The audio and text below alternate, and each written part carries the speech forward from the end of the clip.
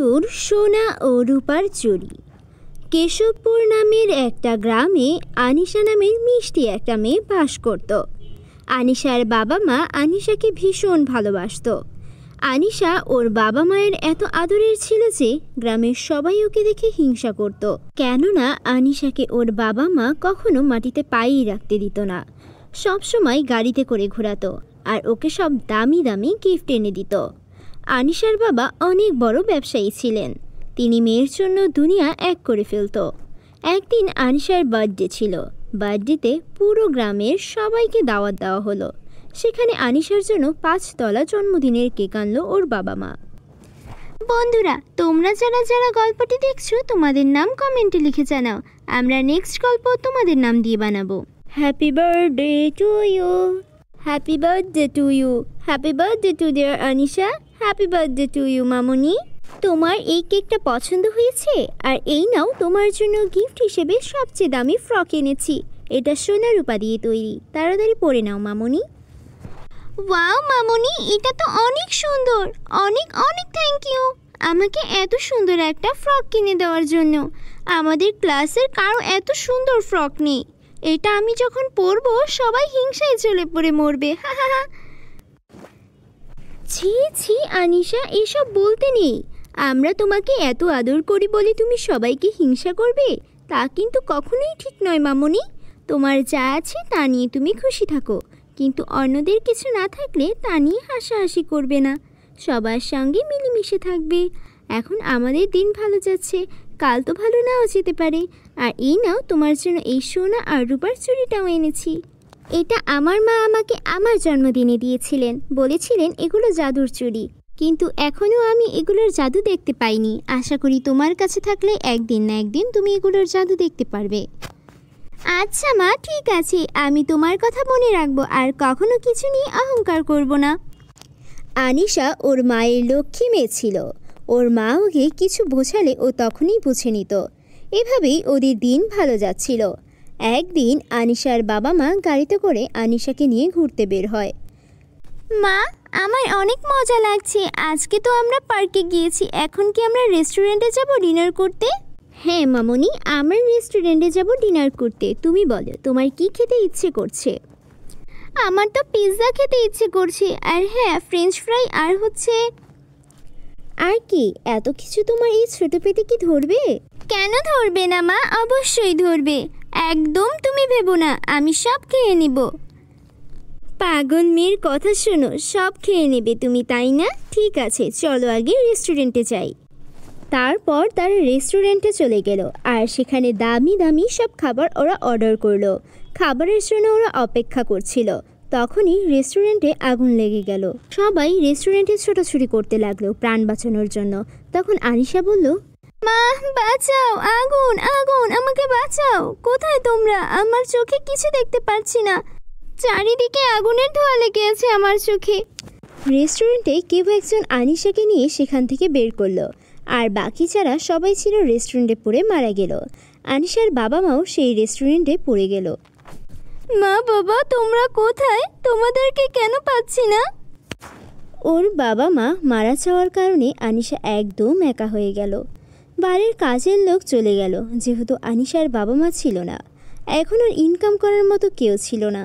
আনিশার কাছে ছিল শুধু ওর বাড়িটা আর ওর বাবার রেখে যাওয়া ব্যাংকের কিছু টাকা। আমি একা একা কি করব? আমি এত ছোট্ট একটা বাচ্চা মেয়ে। মা বাবা তোমরা যখন মারা গেলে আমাকে নিয়েও তোমরা মরে যেতে পারতে। এখন যে আমার অনেক কষ্ট হচ্ছে, আমাকে কে খাবার খাইয়ে দিবে? আমাকে কে স্কুলের জন্য রেডি করে দিবে? আনিশা কান্না করছিল। তখনই ওর চোখ যায় টেবিলে রাখা সেই সোনা রূপার চুড়িগুলোর দিকে। এই সোনার রূপার চুড়িগুলো আমার মাকে নানু দিয়েছিল।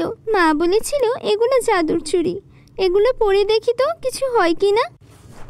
আনিশা সেই সোনা আর রূপার চুড়ি পরে মনে মনে বলতে লাগলো, আমি যদি আমার বাবা মাকে একটিবারের জন্য দেখতে পেতাম তাহলে অনেক ভালো হতো। আমার যে বড্ড একা লাগছে, একা একা যে আমার একটুও ঘুম পায় না। মা বাবা তোমরা কোথায়? তখনই সেখানে ওর বাবা মায়ের আত্মা প্রকট হলো। আর আনিশার মা বলল, মামনি, আমাদের হায়াত ততদিনই ছিল, তাই তো আমরা পরপারে চলে এসেছি। এখন তোমাকে সাহস রাখতে হবে। তুমি সাহস আর ধৈর্যের সাথে এগিয়ে যাও। তোমাকে রেখে সবাই চলে গেছে, কারণ ওরা কেউ তোমার ভালো আপন বন্ধু ছিল না। আর ওরা আমাদের এখানে চাকরি করলেও আমরা চলে যাওয়ার পর ওরাও চলে গেছে। তুমি তোমার জীবনে এমন কাউকে পাবে যে সত্যি সত্যিই তোমাকে ভালোবাসে। আমাদের যে কোনো আত্মীয় স্বজন নেই মা, আমার যে বড্ড কষ্ট হচ্ছে। একজন আছে, এই গ্রামে একজন বৃদ্ধা দাদিমা আছে তোমার। তুমি তার সঙ্গে দেখা করে তাকে বাড়িতে এনে রাখতে পারো। কোন বৃদ্ধা দাদিমা? ওই যে যার পুরো শরীরে ঘা হয়ে আছে। ওনার সঙ্গে আমি একটুও দেখা করতে চাই না, উনি কত নোংরা। ভাবে বলতে হয় না, উনি তোমাকে অনেক ভালোবাসবেন। আমাদের যে টাকা আছে তা দিয়ে তুমি ওনাকে চিকিৎসা করাবে, উনি একদম সুস্থ হয়ে যাবেন। উনি তোমাকে অনেক ভালোবাসেন, উনি তোমার বাবার খালামণি হন। ঠিক আছে, তুমি যা বলেছো আমি মাথায় রাখবো। পরদিন আনিশা সেই বুড়িমার কাছে গেল দেখা করতে। দাদি, মা বলেছে তোমার সঙ্গে দেখা করতে। তোমার মা কিভাবে বলবেন? আমি তো শুনেছি তোমার মা আর পৃথিবীতে নেই। তোমার বাবা মা দুইজনই মারা গেছেন। সে অনেক কথা দাদি, চলো তোমাকে হাসপাতালে নিয়ে যাই। এতদিন তোমার সঙ্গে দেখা করতে আসিনি, তুমি এভাবে শরীরে ঘা নিয়ে কেন ঘুরে বেড়াও? তোমার কি ছেলে মেয়ে কেউ নেই?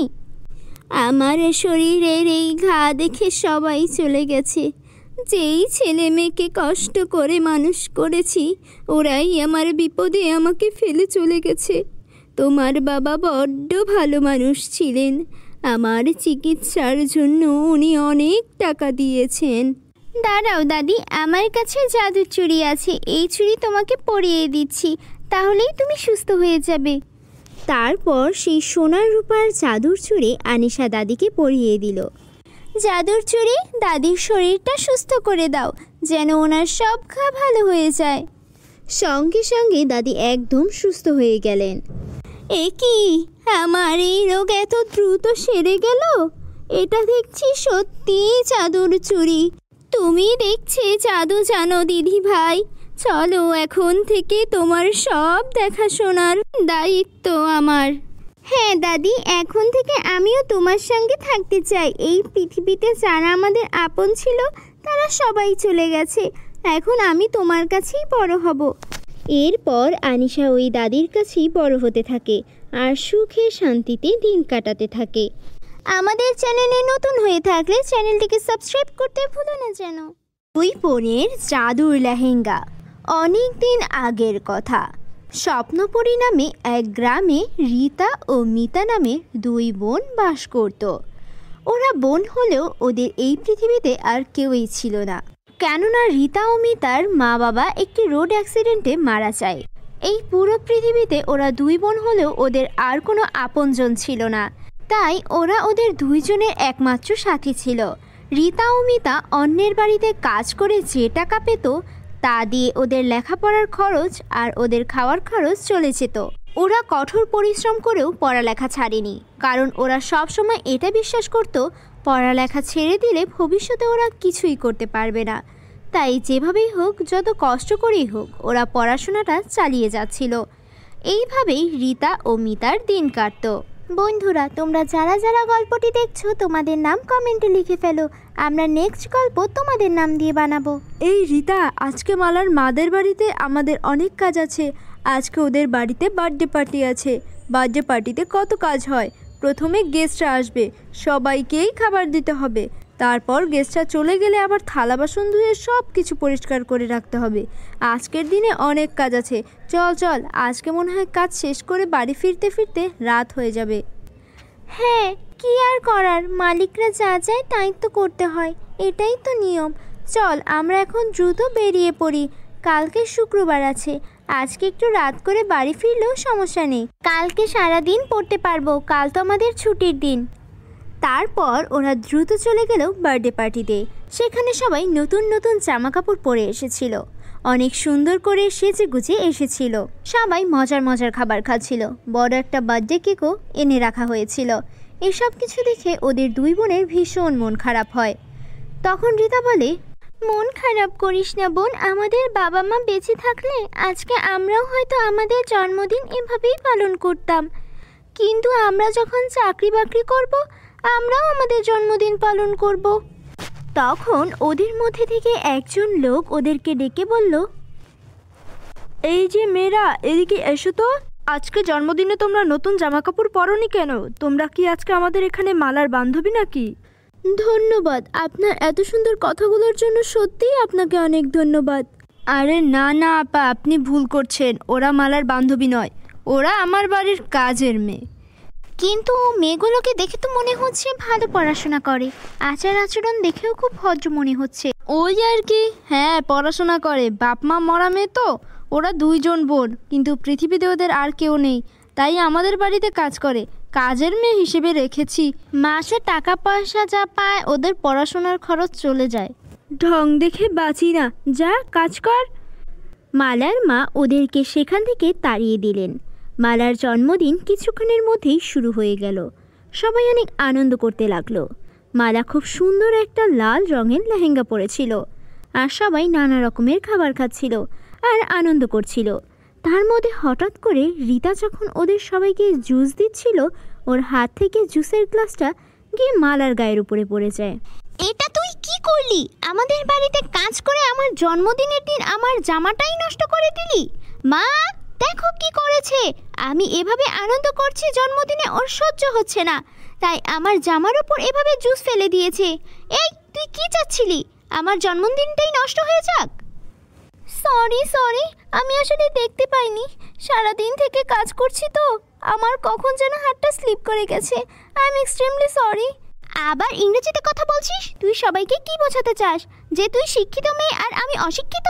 মা ওদেরকে এখনই ঘাড় ধাক্কা দিয়ে বের করে দাও।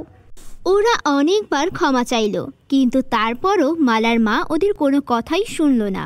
ওদেরকে ঘাড় ধাক্কা দিয়ে বের করে দিল, আর বের করে দেওয়ার সময় বলল, শোন, এই মাসের কোনো বেতন তোরা পাবি না, আর আমার বাড়িতে কাজ না করতে পারলে কোন বাড়িতে কাজ করতে পারিস সেটাও আমি দেখে নেব।